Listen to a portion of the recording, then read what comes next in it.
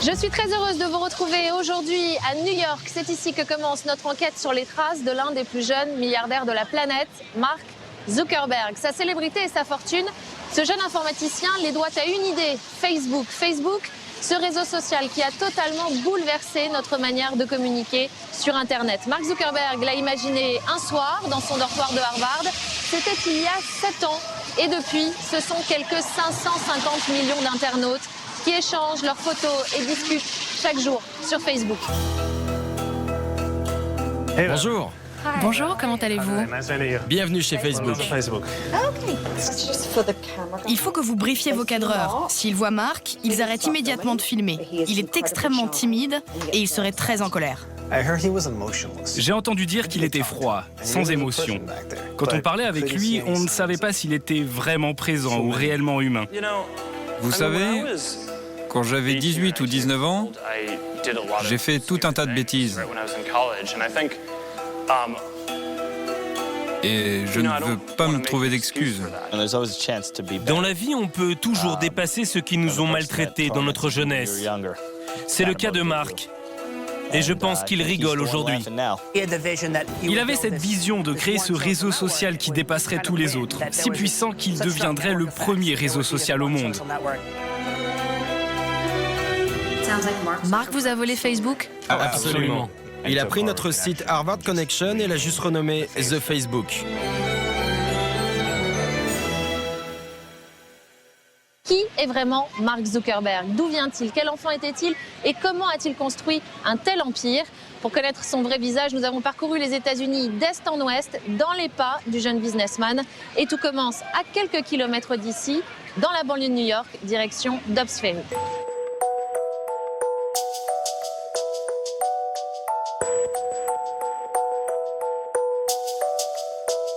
L'histoire de Mark Zuckerberg commence à 1 heure de New York et de son effervescence sur les rives de la rivière Hudson. C'est là, à Dobbs Ferry, une banlieue chic et paisible de 10 000 habitants, que Mark Zuckerberg passe son enfance. Entouré de ses parents et de ses 3 sœurs, Mark grandit tranquillement dans cette maison typiquement américaine. Au rez-de-chaussée, son père dentiste a installé son cabinet. Un cabinet où il exerce toujours, comme si rien ne s'était passé ces 7 dernières années, comme si la foudroyante réussite de son fils Mark n'avait en rien modifié la vie de sa famille. Monsieur Zuckerberg, surnommé le dentiste qui ne fait pas mal par ses patients, n'a jamais répondu à notre demande d'interview. Nous lui rendons donc une petite visite à l'improviste. Et surprise, pas de secrétaire. Edward Zuckerberg, lui-même, le père de Mark, nous accueille. Comme son fils, il soigne une apparence des plus simples. Le costume n'est pas de rigueur. Mais très vite, nous sommes attirés par ce petit panneau Facebook qui nous invite à devenir fans de l'établissement. Si rien ne semble avoir changé en 7 ans dans ce cabinet aux allures modestes, ce n'est qu'une impression. Et c'est ce qui explique le silence de Monsieur Zuckerberg. Si vous n'avez pas eu de nouvelles, ça veut dire que ça ne les intéresse pas d'aller plus loin avec vous. C'est eux qui décident? Oui. Eux, ce sont les responsables de la communication de Facebook. Sans leur accord, le propre père du créateur du site n'a pas le droit de répondre à la presse librement. Merci, bonne journée. Have a good day. Tout au long de notre enquête, nous allons découvrir que les journalistes autorisés à approcher le jeune prodige et ses proches sont rares. Rares car soigneusement sélectionnés par Facebook. Cet homme appartient aux heureux élus, David Kirkpatrick, un journaliste que Mark Zuckerberg a choisi lui-même pour rédiger sa biographie officielle, The Facebook Effect, soit 300 pages à la gloire du PDG de 26 ans. Mark était le deuxième des 4 enfants, l'unique fils. De ce fait, il était particulièrement chouchouté et son surnom était le prince. Il était très proche de ses parents. Des parents présents qui encouragent leur petit prince à pratiquer l'escrime, son sport favori. Mais en fait, le jeune garçon va très vite se découvrir une autre passion, l'informatique. À l'âge de 12 ans, il a lu l'informatique pour les nuls. Après, il a réussi à mettre en réseau tous les ordinateurs de la famille. Il a même créé une version en ligne du jeu de société Risk, juste pour le fun. Il était très doué pour la technologie dès son plus jeune âge. Sa passion pour l'informatique le dévore totalement. Il devient ce que l'on appelle un geek, un spécialiste de son domaine de prédilection. Des successions de chiffres, des pages entières de code, de quoi dérouter les autres ados. Comme Johan Lang, qui a passé 4 ans dans le même collège que Mark. Ah, le trombinoscope de l'année 2000. Au fond de ces cartons, Johan vient de retrouver un objet précieux. Alors voyons ce qu'on peut trouver.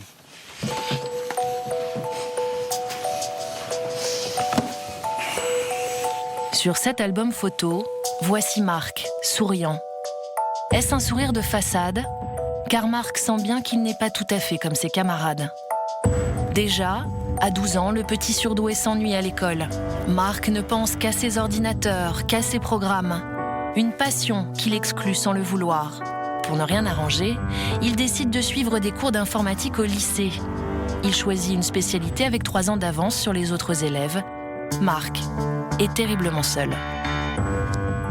Je me souviens de Mark dans les couloirs avec un énorme sac à dos. En plus des livres du collège, il devait aussi transporter ceux du lycée. On se moquait de lui car il prenait le bus tous les jours pour aller suivre les cours avancés d'informatique au lycée. Comme il ne nous ressemblait pas, il n'existait même pas pour nous.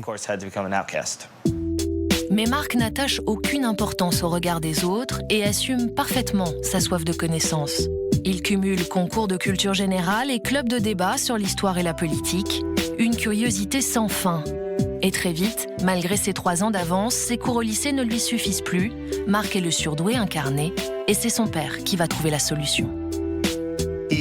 Mark a décidé d'étudier l'informatique plus sérieusement. Son père a alors engagé un professeur particulier qui lui a donné des cours pendant 1 an. Mais ce n'était pas suffisant pour Mark. Il a donc suivi un cours plus pointu à la fac dans la ville de Dobbs Ferry, au Mercy College. Il était le plus jeune élève de la classe car c'était un cours pour adultes. Et plus le temps passe, moins Mark a de points communs avec les autres élèves trop occupés à sortir ou faire du sport. Voilà, c'est moi encore. Pour exister dans les écoles américaines, il faut être populaire. Basketteur et footballeur, Johan détenait les clés du succès. La hiérarchie sociale de notre lycée était la même que dans toutes les écoles de banlieue. Il y avait les athlètes d'abord, les pom-pom girls et les jolies filles. Venaient ensuite les élèves considérés comme cool et branchés. Puis les autres, ceux qui ont probablement réussi dans leur vie aujourd'hui, mais qui ne représentaient rien à l'époque. Les intellos, les geeks, tous ceux qui n'étaient pas populaires. Le lycée américain est un lieu qui peut détruire toute personne qui n'y trouve pas sa place suffisamment tôt. Désormais trentenaire et professeur d'anglais, Johan porte un autre regard sur leur passé.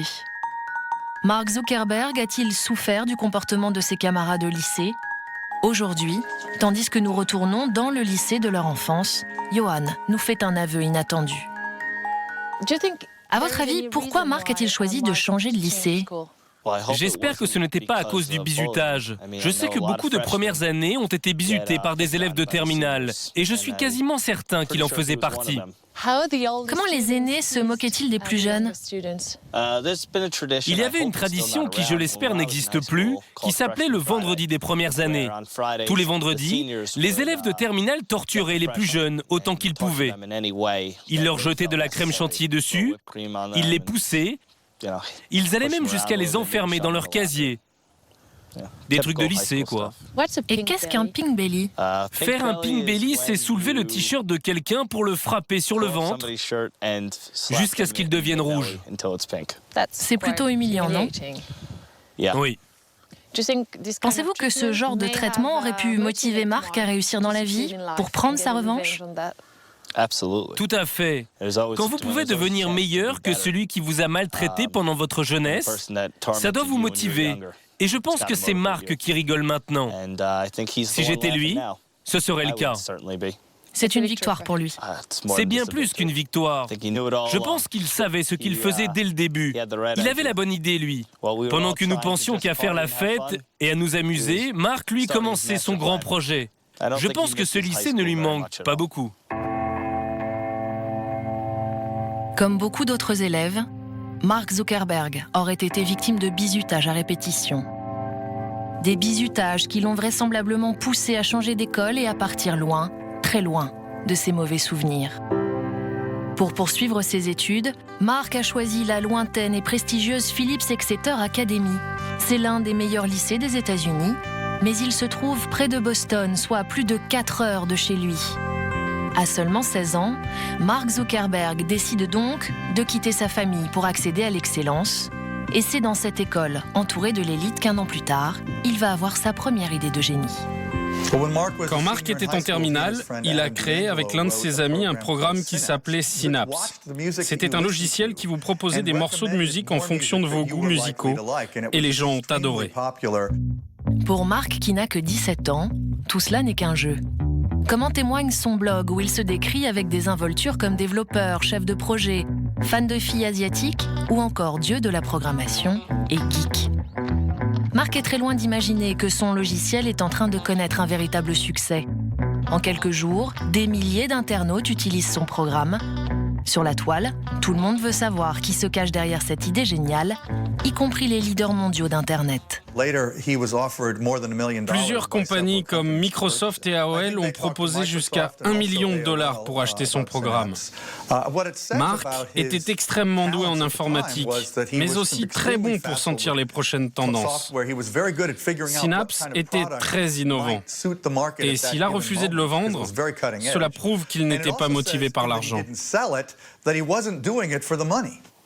Mark Zuckerberg aurait donc pu devenir millionnaire à 17 ans. Seulement voilà, il a préféré continuer à apprendre les mathématiques, l'informatique, se perfectionner, comme s'il savait qu'un jour, il allait frapper plus fort. Et pour atteindre cet objectif, Mark n'a qu'une seule idée en tête, entrer à Harvard, la plus grande université américaine.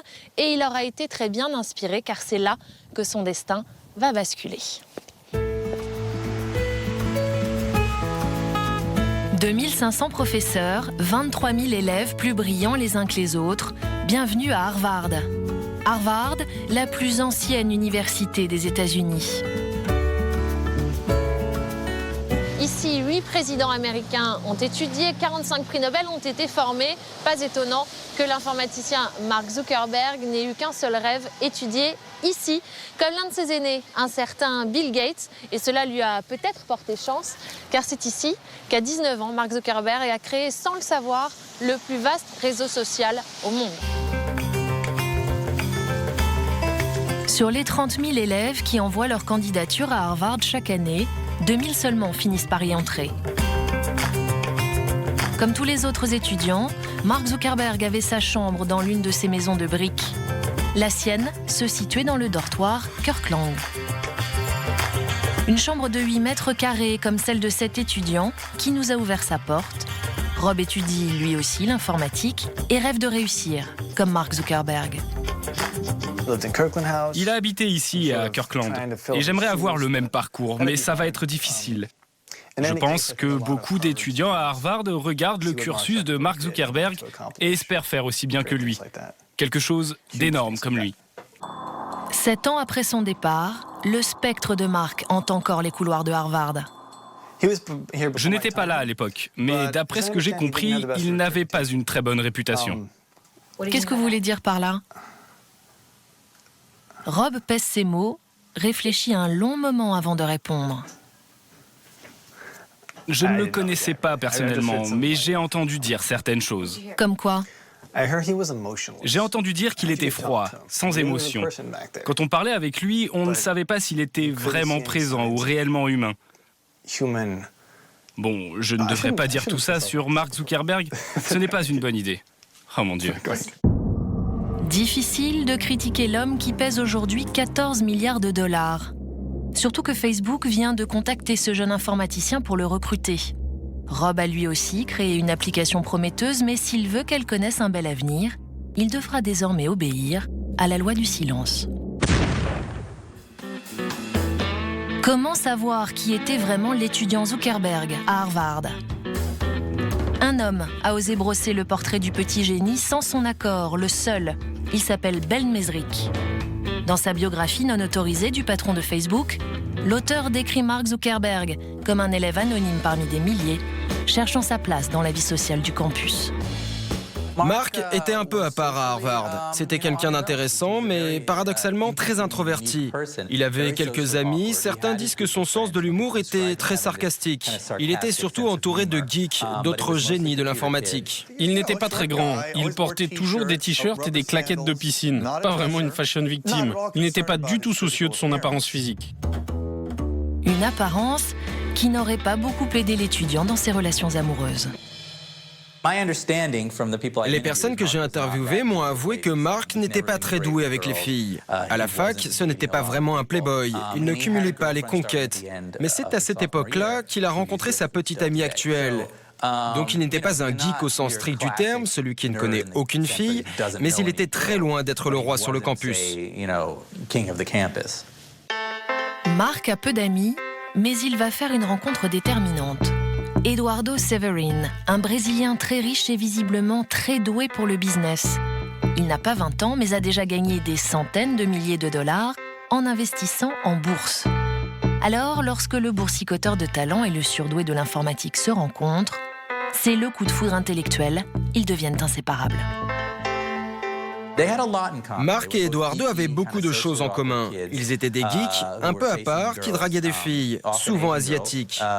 Ils étaient très complémentaires. Mark était un génie de l'informatique et Eduardo, très doué avec les chiffres, se considérait comme un homme d'affaires.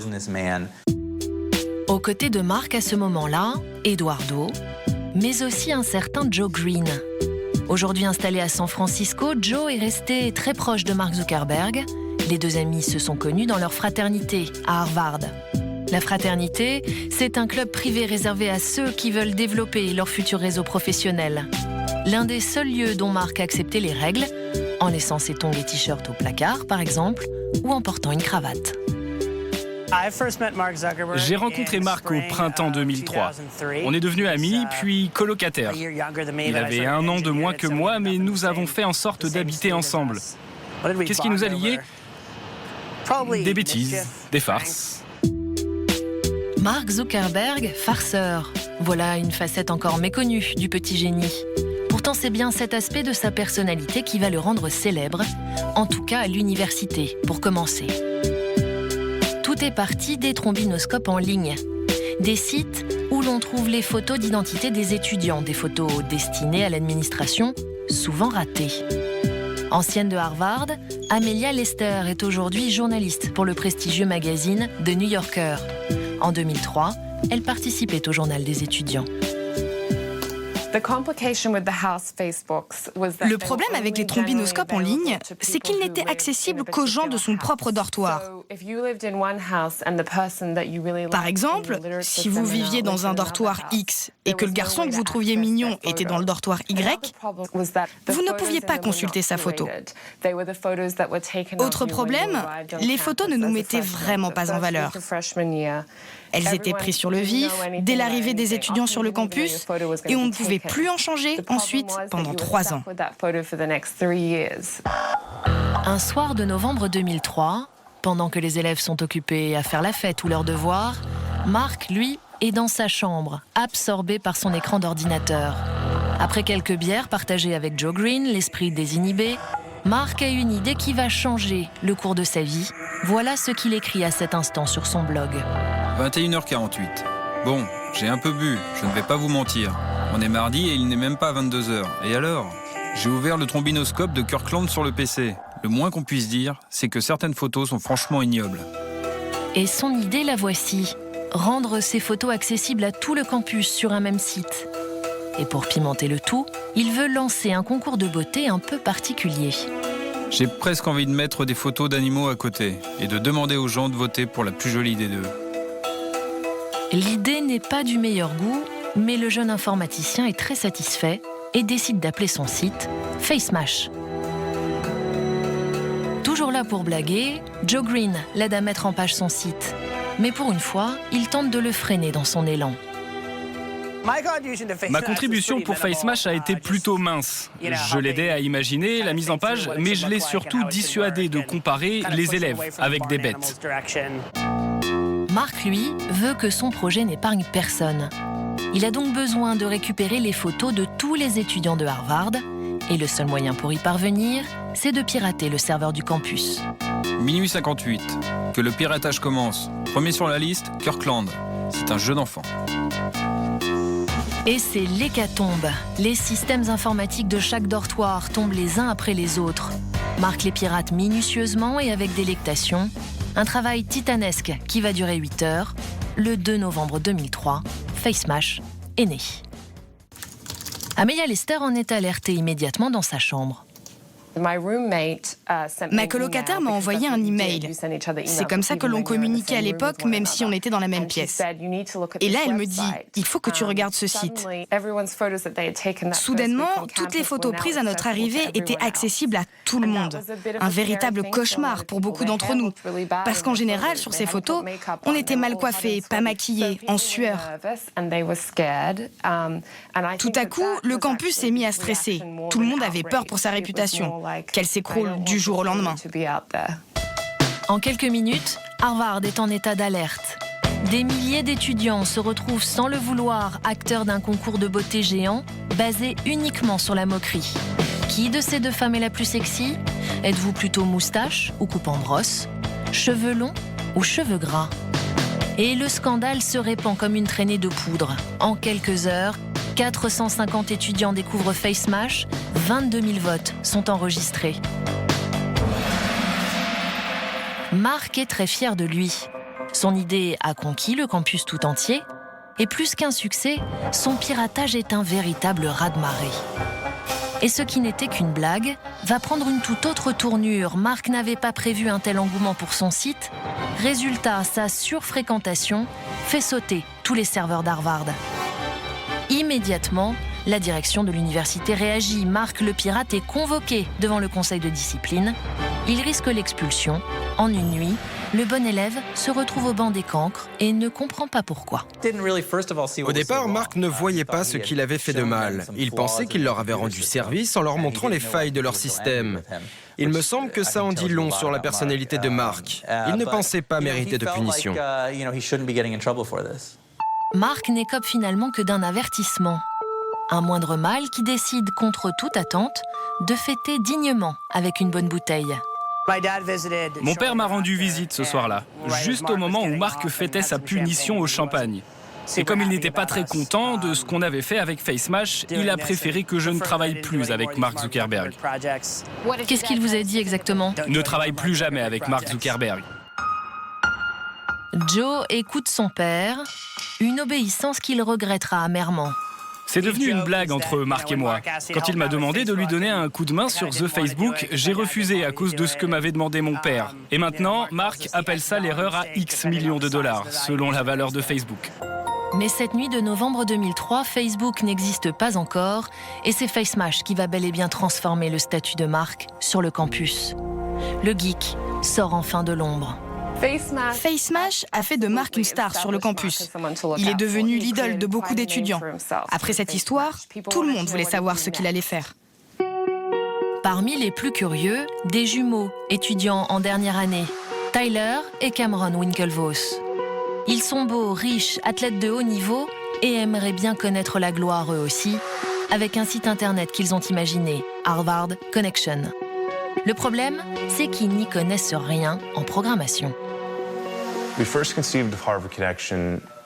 Nous avons eu l'idée de Harvard Connection, Cameron, notre ami Divya et moi, en décembre 2002. Nous voulions connecter les étudiants de Harvard entre eux, puis l'élargir à toutes les universités américaines. Un gigantesque réseau social en somme.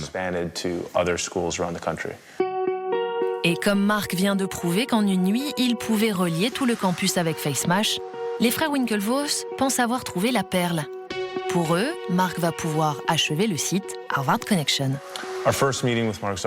Nous avons rencontré Mark dans la cantine du dortoir de Kirkland. Il a tout de suite compris le concept. Il était excité et intéressé par l'idée. Nous avons senti qu'il partageait notre enthousiasme et notre passion pour le projet. Mark accepte donc de devenir leur nouveau programmeur. Mais les jumeaux vont commettre une erreur de débutant. Contents d'avoir trouvé leur homme et par excès de confiance, ils ne font rien signer à Mark Zuckerberg. Et il n'imagine pas un instant que de son côté, en secret, Mark travaille sur un autre site, son propre réseau social.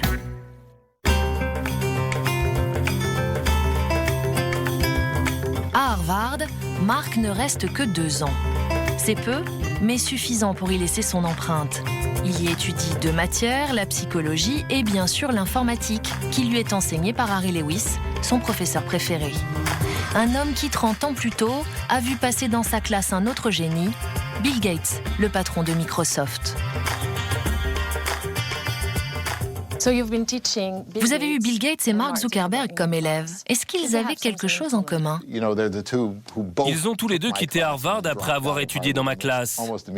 Ils ne sont jamais revenus, sauf Bill Gates qui a reçu son diplôme honorifique il y a quelques années. Et pourquoi? Parce que vous leur avez tout appris?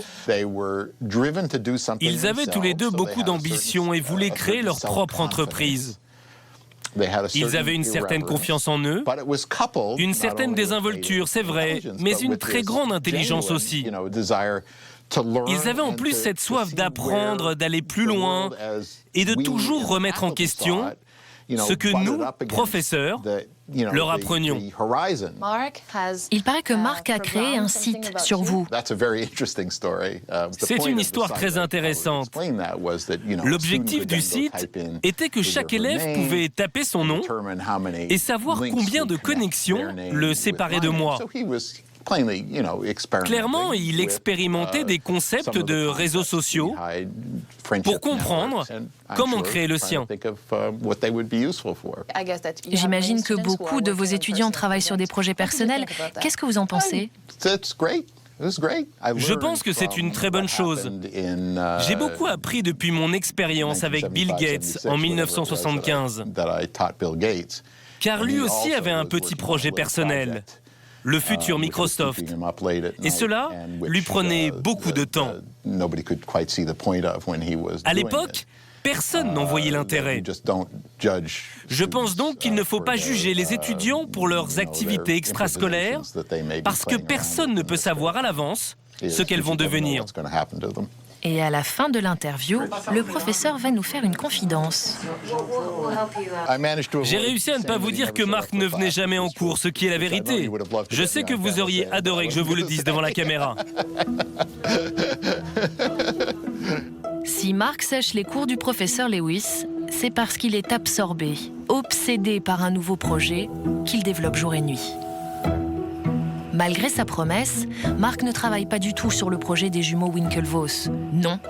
En janvier 2004, Mark Zuckerberg ne vit plus que pour son nouveau site, un réseau social qu'il compte appeler The Facebook. Sa vision était de créer le réseau social qui allait devenir le numéro 1, tellement fort qu'il serait le seul. Mark est très ambitieux, mais il n'a pas les moyens financiers de lancer son site. Alors, c'est tout naturellement qu'il se tourne vers le plus riche de ses amis, Eduardo Severin. Mark lui a dit, si tu me prêtes de l'argent pour le lancer, je te donnerai 30% de la boîte. Tu en seras le directeur financier. C'était ça le deal de départ. Eduardo a donc investi $1000 et ils ont créé The Facebook. Et fort de ces $1000, le 4 février 2004, depuis son dortoir d'étudiant, Mark Zuckerberg lance The Facebook. Une fois de plus, Amelia Lester est parmi les tout premiers utilisateurs. J'ai reçu un email de ma coloc qui disait « Tu dois aller sur The Facebook ». Mark Zuckerberg a encore frappé. Avec The Facebook, Mark frappait clairement plus fort qu'avec FaceMash. C'était un site plus sophistiqué, plus professionnel, plus réfléchi. En d'autres termes, c'était un projet beaucoup plus sérieux. Et tout de suite, ça a fait mouche. Tout juste 3 semaines après son lancement, The Facebook compte déjà 6000 utilisateurs sur le campus, Et Mark ne compte pas s'arrêter là. Très rapidement, il décide d'agrandir son réseau et de sortir des grilles de Harvard.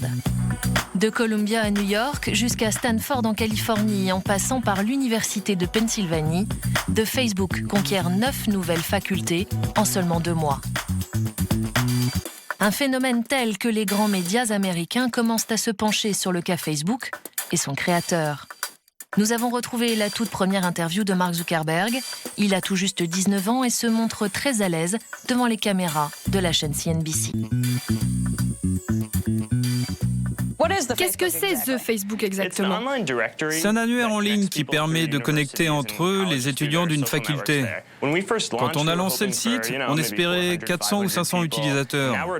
Maintenant, nous avons atteint les 100 000 membres. Qui sait ce que nous allons devenir? Nous espérons ajouter beaucoup d'autres écoles à notre réseau d'ici l'automne, entre 100 et 200. Puis nous lancerons des applications pour fidéliser nos utilisateurs et j'espère faire quelque chose de cool. Rien ne semble arrêter le petit génie. Pourtant, Facebook est menacé. Les caisses de la jeune société sont vides. Or, pour s'implanter dans toutes les universités américaines, il faut de nouveaux serveurs. Des serveurs qui coûtent cher, et celui qui s'occupe de renflouer les comptes, c'est Eduardo Severin. Mais entre les deux amis, des tensions commencent à apparaître.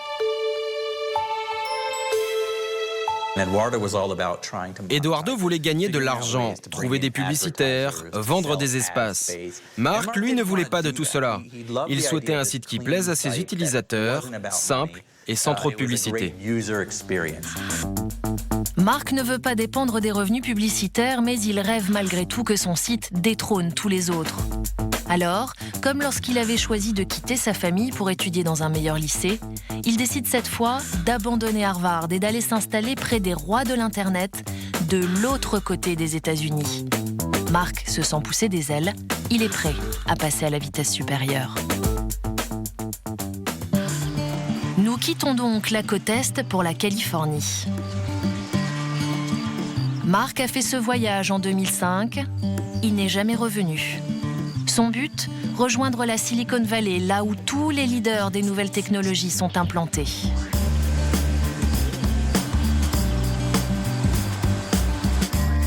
Ces premiers locaux, Mark ne va pas les choisir au hasard. Il s'installe à 10 km au sud de San Francisco, à Palo Alto, la ville où se croisent les meilleurs.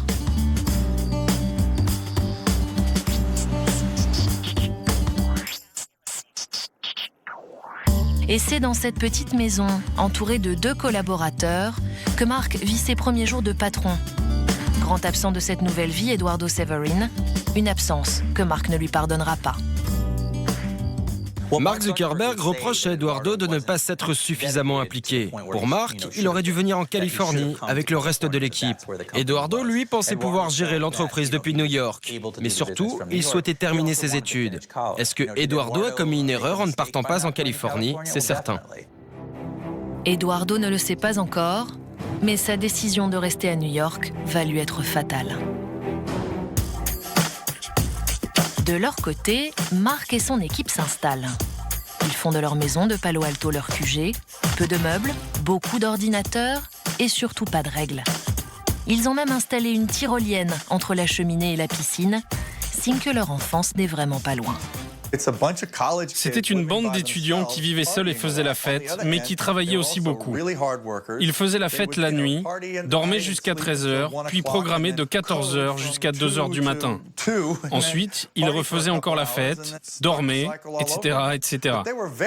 Ils prenaient leur travail très au sérieux, tout en s'amusant. Après tout, ils n'avaient que 19 ans. Et c'est donc dans cette ambiance plutôt détendue que Mark passe son temps rivé à son écran d'ordinateur. Il programme, mais pendant ce temps, les caisses de la jeune start-up se vident. Eduardo, le businessman de l'équipe, n'est toujours pas là. Tant pis pour lui. Mark a décidé de le remplacer. Et c'est là qu'un troisième homme entre en scène, un certain Sean Parker. Sean Parker n'a que 25 ans, mais a déjà créé 2 sites internet à succès, dont le célèbre Napster, site d'échange de fichiers musicaux. Sean Parker, cofondateur de Napster, était un investisseur reconnu. Quand il a entendu parler de The Facebook, il a tout de suite compris que c'était le site qui allait exploser. C'est Sean Parker, le vrai visionnaire de Facebook. En fait, c'est lui qui va aider Mark à voir encore plus loin. Sean, c'est un peu le bad boy de la Silicon Valley. Tout le contraire de Mark. Charmeur, séducteur, il fréquente les soirées les plus sulfureuses, mais il est aussi connu pour son carnet d'adresses bien rempli. Pour Sean, trouver des investisseurs est un jeu d'enfant, tout ce dont Mark a justement besoin. Parmi ses contacts, Sean sélectionne un certain Tim Draper, investisseur renommé de la Silicon Valley, en perpétuelle quête de bons coups. Sauf que cette fois-ci, l'audace va lui manquer. Au départ, nous avions proposé 20 millions de dollars. Lorsque Sean est revenu, nous en avons proposé le double. La fois suivante, nous sommes montés jusqu'à 80 millions de dollars. Et puis Sean a demandé 115 millions. Et là, j'ai dit, ben non, on ne peut pas aller aussi haut. Si vous aviez investi ces 115 millions de dollars, combien vaudraient vos actions aujourd'hui? Alors, si on avait fait le deal, ça vaudrait... Je n'aime pas du tout penser à ça. Tim Draper garde le sourire. Mais s'il avait investi 115 millions de dollars il y a 6 ans, ses parts de Facebook dépasseraient aujourd'hui le milliard de dollars. Heureusement pour Mark, d'autres investisseurs moins frileux vont parier sur son projet et faire leur fortune en même temps que la sienne. À 21 ans, Mark Zuckerberg commence donc à prendre de l'épaisseur. Grâce à ses nouveaux investisseurs, il déménage, s'agrandit et engage de nombreux salariés. Il y a plein de choses. Nous avons retrouvé ce document amateur. Mark vient d'emménager dans ses nouveaux bureaux où l'ambiance rappelle clairement celle d'un campus étudiant. Nous ne voulions pas de bureaux fermés. Nous avons acheté des tables chez Ikea. Nous pensons que ça correspond à notre état d'esprit. Depuis quelques jours, The Facebook est devenu Facebook. Le site est désormais évalué à plus de 100 millions de dollars, mais Mark ne semble pas réaliser qu'il est en train de construire un empire. En short, t-shirt et pieds nus, il répond aux questions, une bière à la main. Je pose ma bière? Non, je vais en parler. On travaille dur ici. Ouais. Je suis ici à Palo Alto, je passe du temps avec Mark Zuckerberg du site facebook.com et nous buvons de la bière parce que... Qu'est-ce qu'on fête? 3 millions d'utilisateurs. 3 millions et en combien de temps? Pas si longtemps. Un peu plus d'un an. 3 millions d'utilisateurs. C'est beaucoup, non? Je crois. On est content. Mark reste humble face au succès. En réalité, il n'est pas encore satisfait. 3 millions d'utilisateurs, c'est bien, mais pour lui, Facebook n'en est qu'à ses débuts. Nous avons vendu juste assez de pubs et récolté suffisamment de fonds pour agrandir l'équipe et nous faciliter la vie. Et aussi pour faire évoluer le site encore plus vite. En plus, les locaux sont chouettes. 20 salariés en tout et une moyenne d'âge qui ne dépasse pas 25 ans. L'équipe travaille dur, mais le principe est de ne surtout pas se prendre au sérieux. Ici, pas de pause café, mais une pause bière plutôt acrobatique. Dans la culture de la jeune entreprise, se détendre semble aussi important que de travailler. Mais chaque médaille a son revers. Un empire ne se crée pas sans faire de dégâts. Mark Zuckerberg est maintenant un jeune PDG heureux. Il dirige sa société en pleine croissance, boostée par de nouveaux investisseurs et de plus en plus populaire aux États-Unis. Un succès immédiat qui provoque la colère des frères Winklevoss. Souvenez-vous, ces jumeaux pour qui Mark avait commencé à programmer le site Harvard Connection. Pour eux, Facebook n'est qu'un pur plagiat. Ils affirment en avoir la preuve et décident de porter plainte. Nous sommes en septembre 2004 et la guerre entre Mark Zuckerberg et les frères Winklevoss ne fait que commencer. The Facebook existe depuis quelques jours. Son succès est tel que le journal du campus, The Crimson, lui consacre tout un article.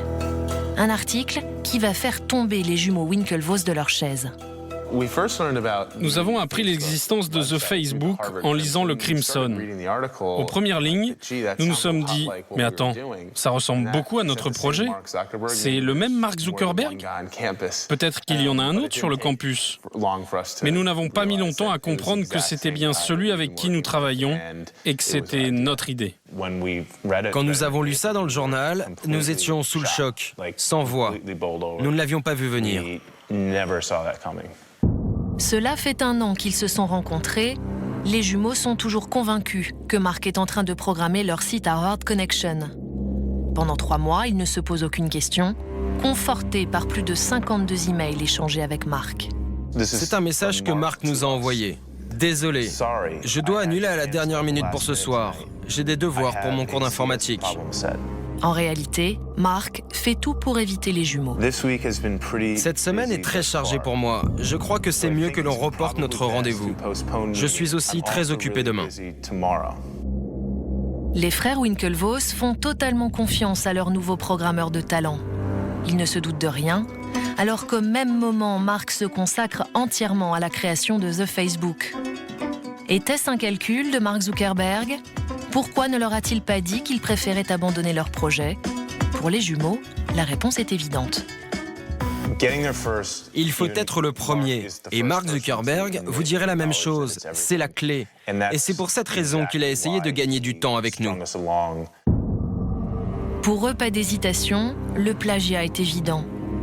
En septembre 2004, avec leur ami Divan Narendra, les jumeaux portent plainte contre Mark Zuckerberg pour rupture de contrat moral et concurrence frauduleuse. Mark Zuckerberg a-t-il volé l'idée de Facebook ? 7 ans plus tard, la question demeure et continue de diviser. Je déteste parler des jumeaux. Je déteste. Je pense que ce sont des crétins qui veulent extorquer Mark. Et honnêtement, ils ne sont pas très intéressants. Mark vous a volé Facebook ? Absolument. Facebook, c'était Harvard Connection.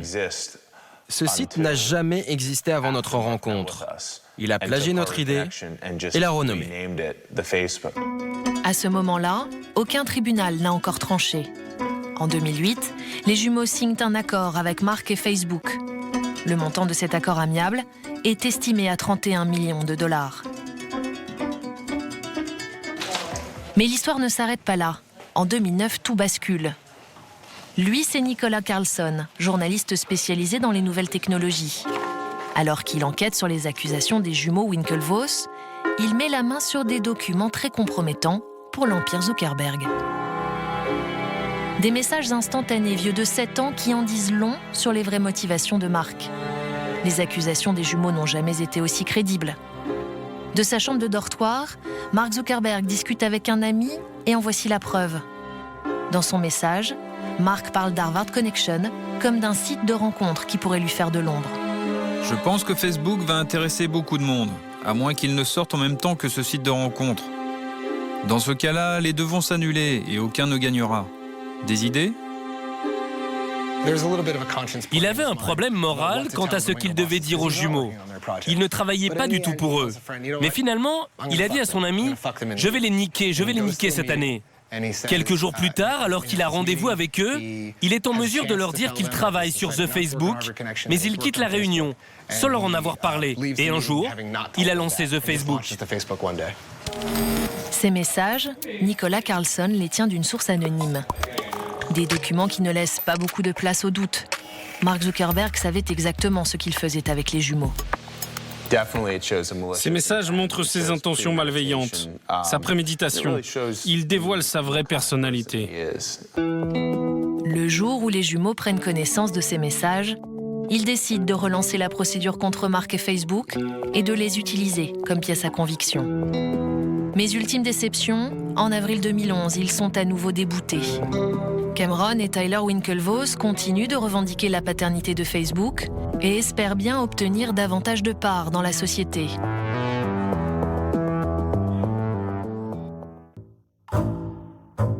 Mais dans la saga Facebook, les jumeaux ne sont pas les seuls à se sentir trahis. Car Mark traîne la réputation d'être sans foi ni loi, notamment lorsqu'il est amené à se séparer de ses collaborateurs. Son ancien ami Eduardo Severin, premier investisseur de Facebook, en a fait les frais. En 2005, un an après la création du site, Mark a fait fondre toutes les parts qu'Eduardo avait dans la société grâce à une ingénieuse augmentation de capital. Du jour au lendemain, l'ami de toujours se retrouve écarté. Mark ne s'est jamais exprimé sur le sujet, mais une fois encore, ce sont ses messages instantanés qui vont le trahir. Mark et Sean Parker rentraient d'un rendez-vous avec un investisseur potentiel. Et Sean dit « Ce type-là, il a essayé de nous avoir. » Mark dit alors « J'ai appris quelque chose de cet investisseur et je vais l'appliquer à Eduardo pour le virer en gros. » Dans un autre message, Mark est encore plus radical. On va se débarrasser de lui. Et tant pis pour le procès. Le message est clair et plutôt violent, car sans Eduardo Severin, Facebook n'aurait jamais pu voir le jour. Sans état d'âme, Mark écarte son meilleur ami. Il va même supprimer son nom de la liste des cofondateurs de Facebook. Trahi, blessé et foudrage, Eduardo décide de l'attaquer en justice. Mais ce n'est pas tout. Il veut montrer au monde entier le vrai visage de Mark Zuckerberg, et pour cela, il contacte le biographe Ben Mezrich. Nous nous sommes vus pendant 6 mois. Lorsque le pitch de mon livre est sorti sur Internet, cela a provoqué un cataclysme. Et Eduardo a pris peur. Il a compris que cette affaire allait prendre une ampleur incroyable. Et il m'a dit qu'il ne voulait plus jamais me parler. Il a coupé tout contact, plus d'emails, plus de téléphone, rien. Et je n'ai plus jamais eu de ses nouvelles depuis.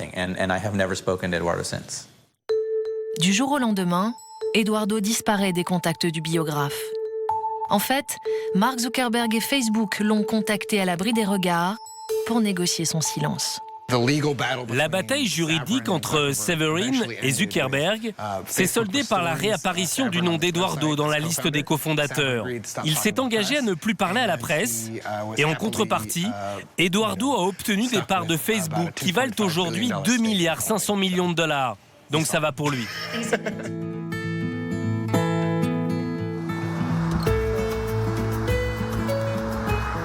C'est ici, à San Diego, que nous allons retrouver Cameron et Tyler Winklevoss. Athlètes de haut niveau, ils s'entraînent en ce moment intensivement pour les JO d'aviron de 2012 à Londres.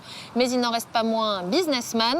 Cela fait 7 ans qu'ils poursuivent Mark Zuckerberg en justice, 7 ans qu'ils continuent de s'opposer à l'un des hommes les plus puissants de la planète. Alors, dans quel état d'esprit sont-ils aujourd'hui? Qu'est-ce que l'affaire Facebook et sa médiatisation ont changé dans leur vie? C'est ce que nous sommes allés leur demander.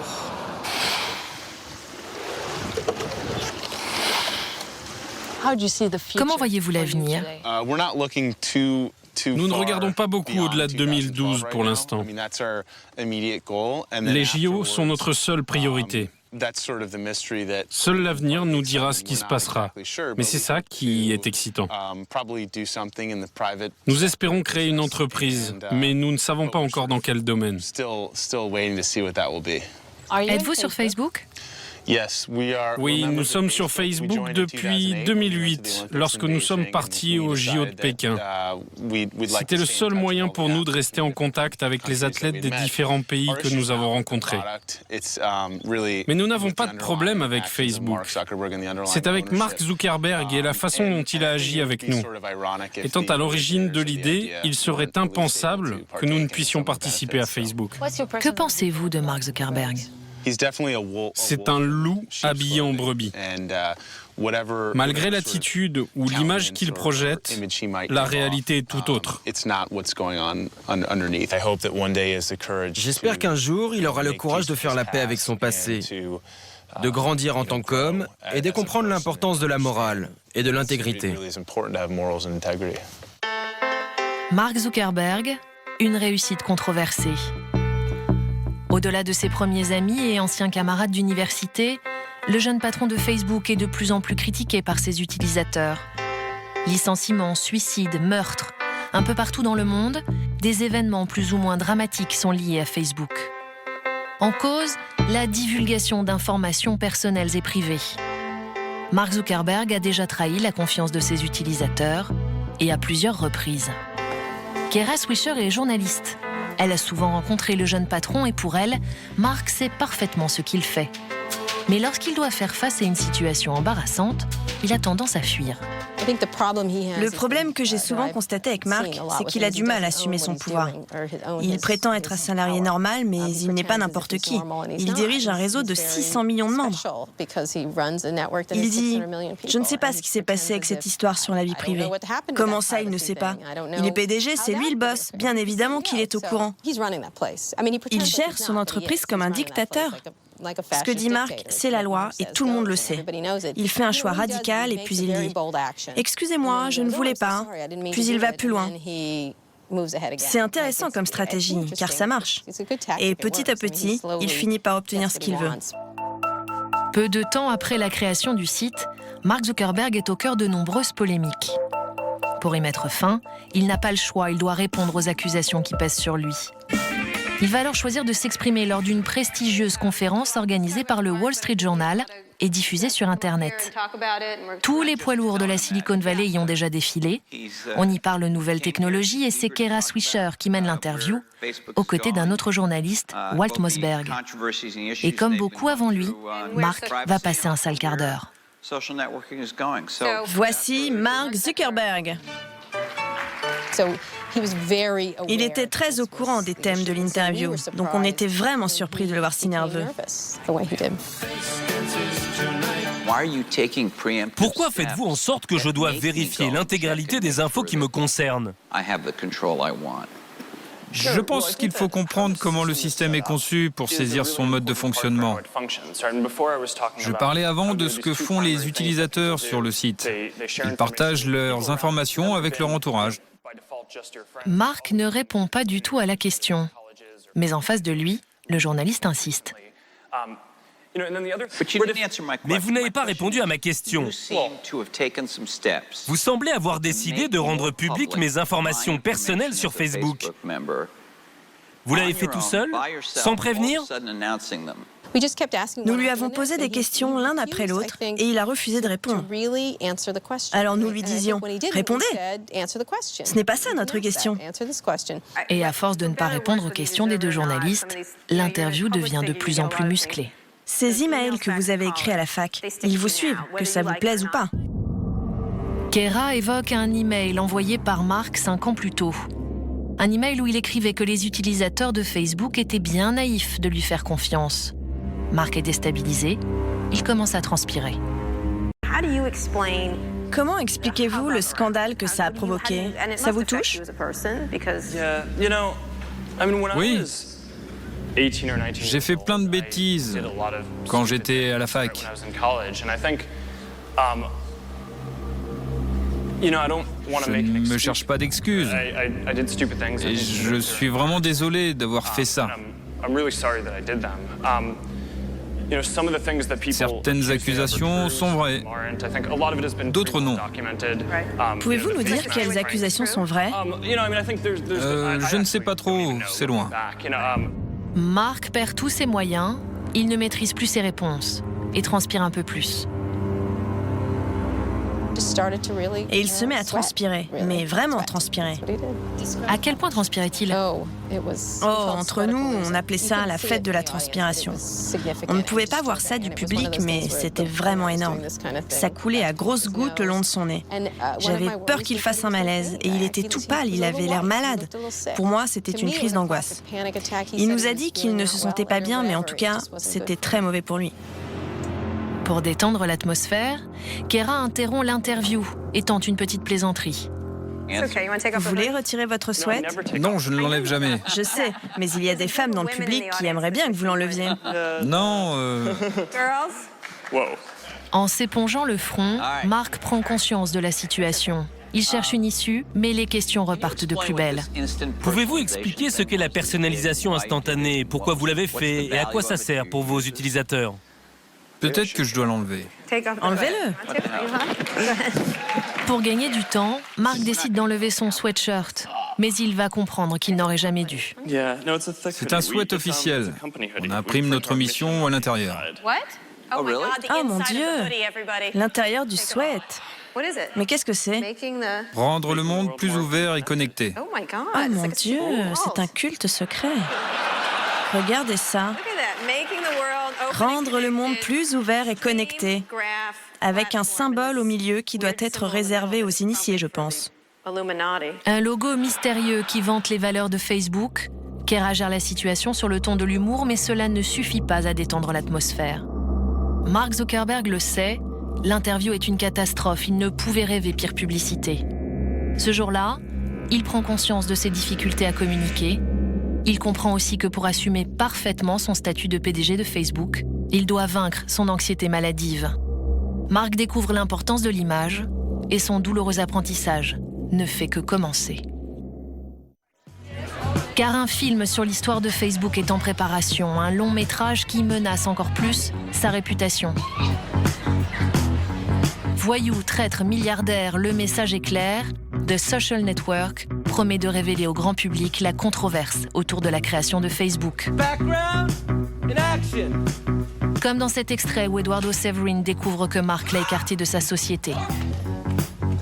Mark Zuckerberg y est présenté comme un génie sans vergogne qui n'hésite pas à écraser ses proches pour parvenir à ses fins.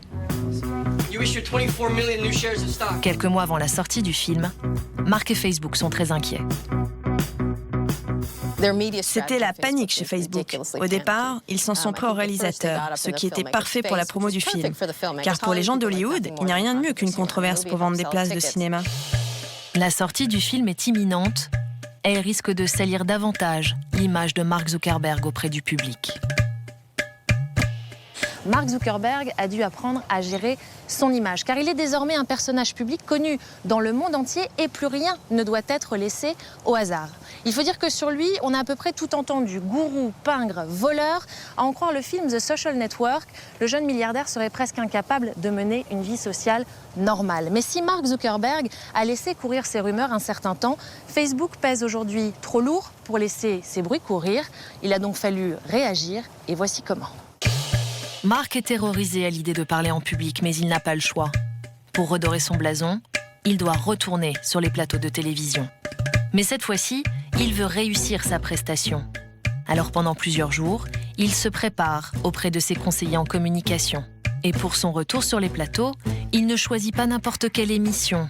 Dans ce contexte particulièrement tendu, Mark s'invite dans le show le plus regardé des États-Unis, celui d'Oprah Winfrey.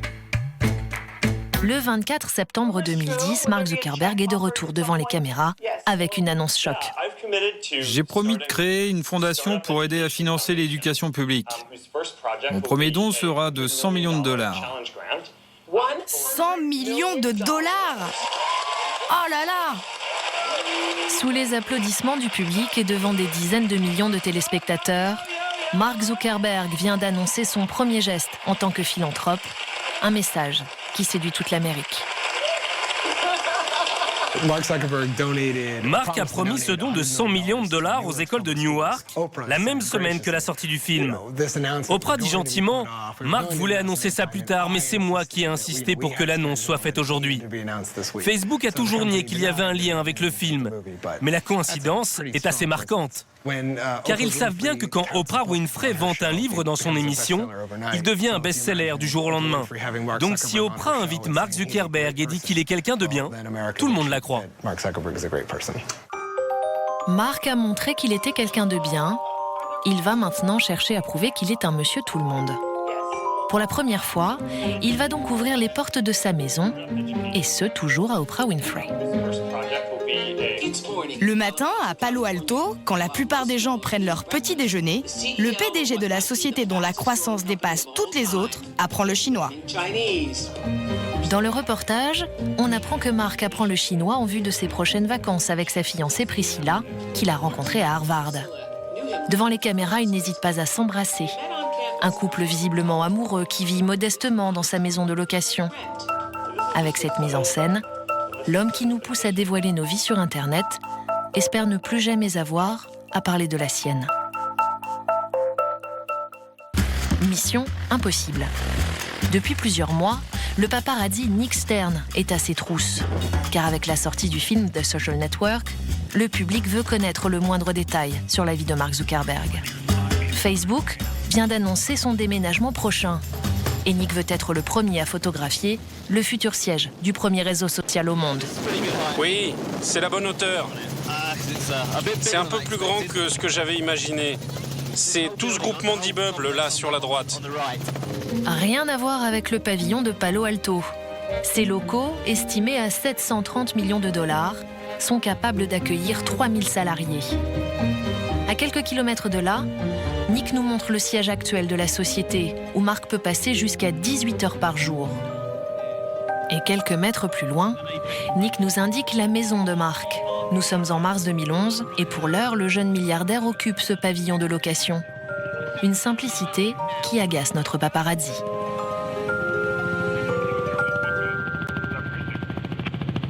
Que pensez-vous d'un homme qui pèse 14 milliards et qui vit toujours dans une maison de location ? C'est fou. Un homme avec autant d'argent, on s'imagine qu'il va agir comme un gagnant du loto. Partir pour un week-end de folie, acheter une Ferrari, une maison incroyable, un bateau. Et pourquoi pas se droguer ? Et en tant que photographe, dans quelle situation aimeriez-vous le shooter ? Ah, le voir dépenser son argent, faire des folies, ça rendrait au moins sa vie plus piquante. Changer de fringues, de voiture, de maison, c'est ce genre d'informations dont raffole le public. Mais pour l'instant, c'est plutôt décevant. La vie privée de Mark a l'air tout à fait normale, peut-être trop. Mark a-t-il quelque chose à cacher ? Toujours amateur de révélations, Nick se rend devant l'ancienne maison du PDG, celle qu'il avait ouverte aux équipes de télévision d'Oprah Winfrey.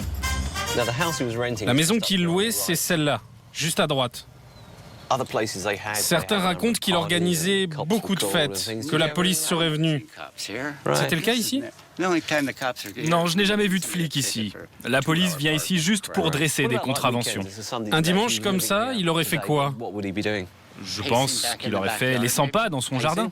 Comment ? Il tournait en rond, sûrement en réfléchissant. L'enquête de voisinage n'apporte rien de nouveau. Nick peine à en savoir davantage sur la vie passée de Mark et Facebook ne lui facilite pas les choses. J'ai déjà eu un rendez-vous avec le responsable communication de Facebook il y a quelque temps. Elle m'avait fait venir car elle savait que j'enquêtais sur le passé de Mark Zuckerberg. Donc, elle m'a appelé pour que l'on se rencontre. Le message en gros, c'était « Dégage ». Mais il en faut plus au paparazzi pour le décourager. Depuis ce rendez-vous, Nick a continué ses recherches en toute discrétion. Je vais vous conduire à quelques rues d'ici, à l'endroit où Mark vit actuellement avec son amie Priscilla. C'est juste à côté. Et si jusque-là la journée n'avait pas été fructueuse, Nick va cette fois avoir beaucoup de chance. Juste pour vous montrer, c'est la maison avec la voiture argentée dans l'allée. Nous arrivons dessus.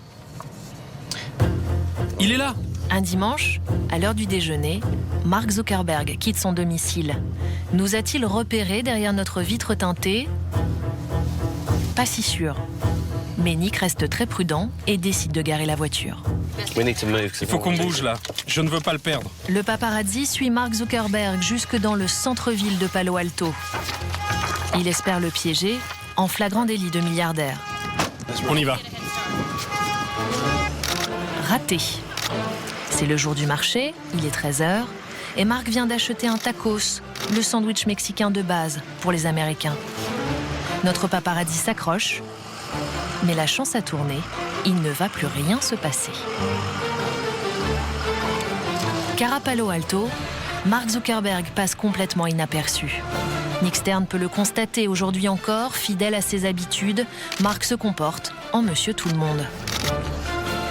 La 35e fortune mondiale va même jusqu'à s'asseoir par terre pour déjeuner.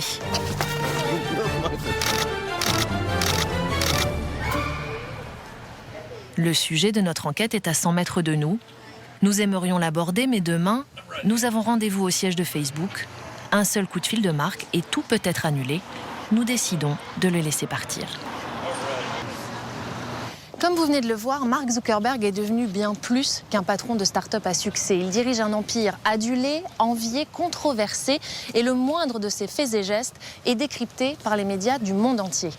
Mark Zuckerberg vit ici à Palo Alto, près de San Francisco. C'est aussi ici qu'il travaille. Juste derrière moi, le siège de Facebook. Un véritable bunker qui, chose exceptionnelle, a accepté de nous ouvrir ses portes. Alors, qui travaille ici? À quoi ressemble l'univers Facebook? Comment 600 millions d'internautes sont reliés sur un seul et même site? C'est ce que nous allons découvrir tout de suite avec une petite visite guidée.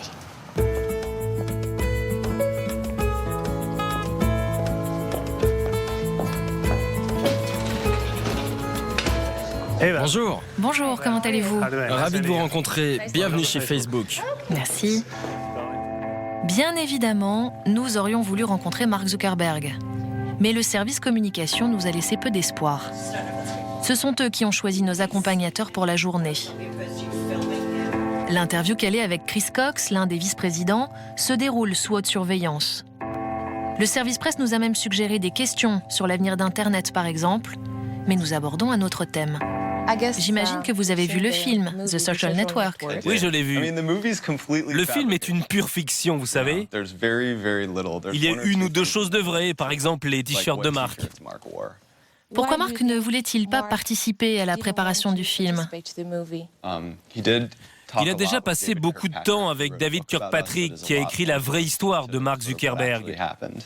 Nous préférons travailler avec des gens qui s'intéressent à la vérité. Ce n'était pas l'objectif du film. Quel était l'objectif selon vous? Je ne sais pas, vendre des tickets de cinéma.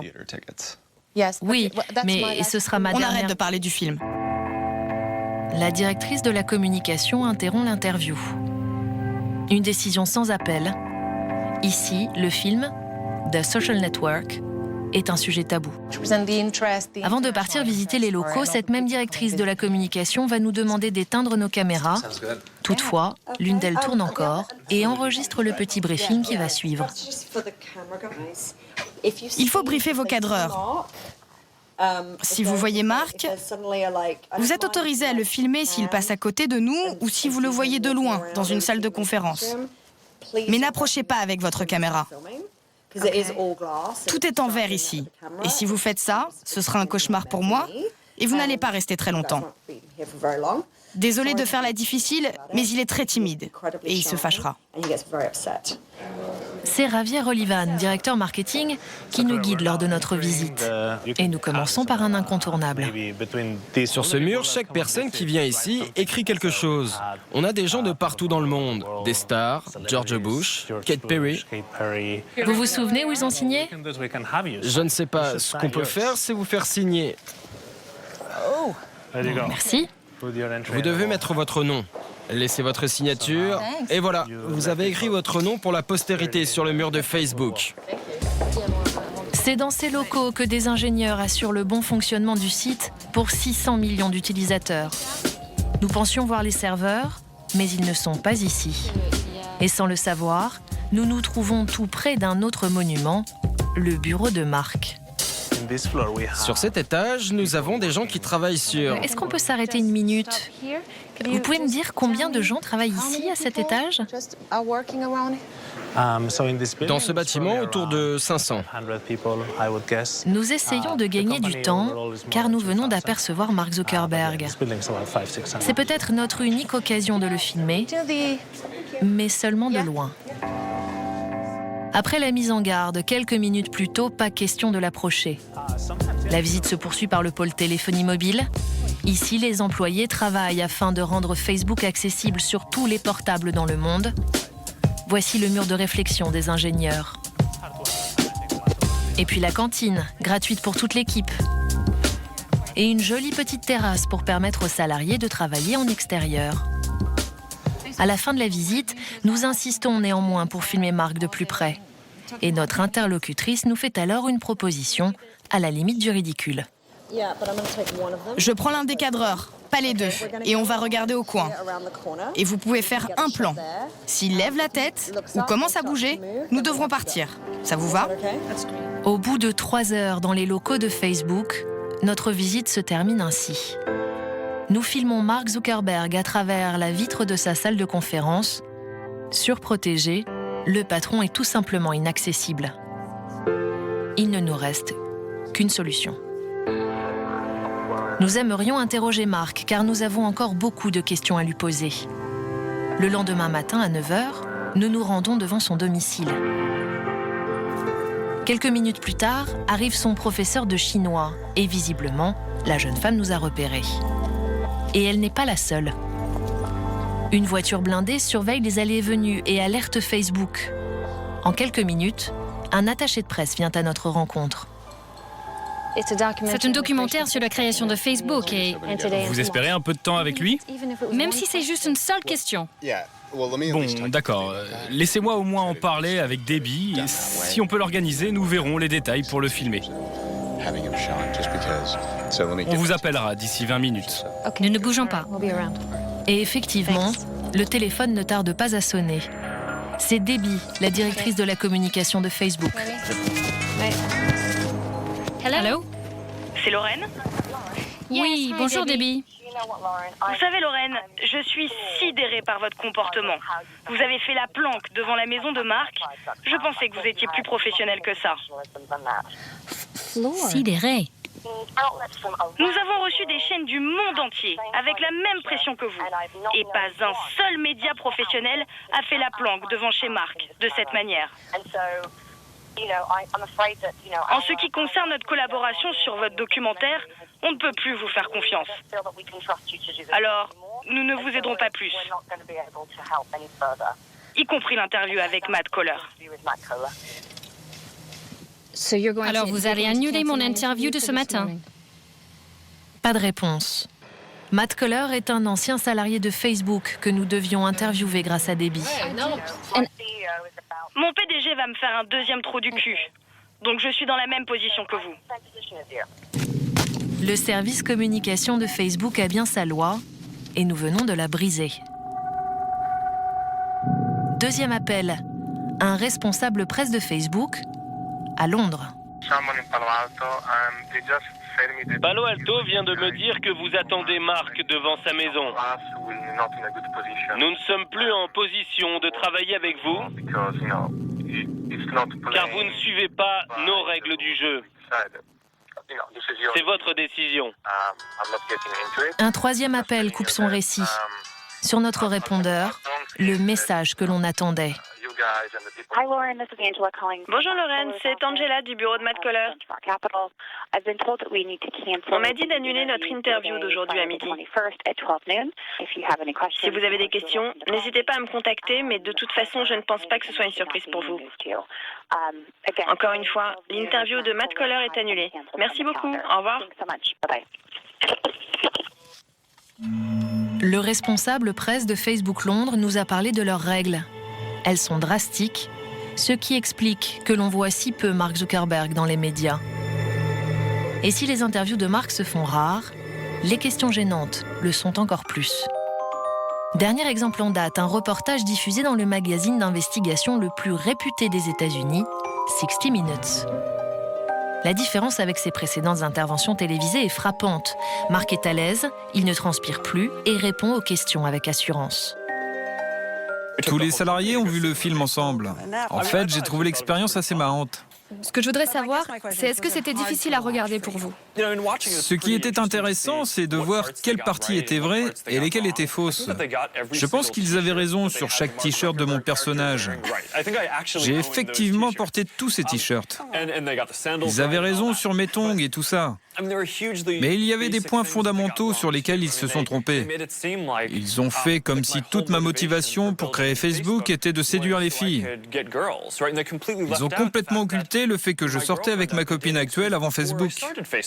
Vous voyez? Quoi? Redites-moi ça. Votre petite amie actuelle? Vous étiez ensemble à l'époque? Oui, je sortais déjà avec elle avant Facebook. Mark est très à l'aise. Pour vaincre son anxiété, il a adopté la plus simple des techniques, apprendre par cœur. La preuve avec cette conférence qui a lieu quelques mois plus tôt, il déroule la même réponse devant un public conquis. C'est très intéressant de voir quels détails de l'histoire sont vrais. Je pense qu'ils avaient raison sur chaque t-shirt de mon personnage. Apprendre par cœur, le seul moyen pour le jeune surdoué introverti de surmonter sa timidité, sa peur de l'inconnu. Et le résultat est spectaculaire. Mark s'exprime clairement, sereinement. Il s'autorise même à plaisanter en public. Dans le film, mon histoire commence par une rupture. Cette fille n'a jamais existé dans la vraie vie. On m'a déjà quitté, certes, même plusieurs fois.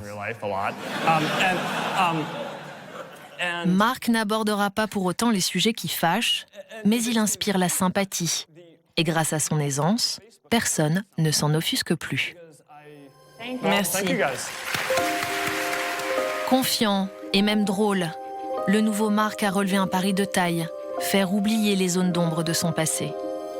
Récemment, le président des États-Unis Barack Obama lui a même demandé ses suggestions pour aider l'économie américaine à affronter la crise. Il s'est même rendu dans ses locaux pour lancer sa campagne présidentielle. Une reconnaissance, un statut qui ont sans doute donné de nouvelles ambitions au jeune PDG. Il viendrait d'acquérir cette propriété estimée à 7 millions de dollars. Ultime consécration, le jeune milliardaire a été nommé personnalité de l'année par le magazine américain Time. À 27 ans, Mark Zuckerberg est peut-être au sommet de sa gloire. Facebook est aujourd'hui valorisé à 65 milliards de dollars.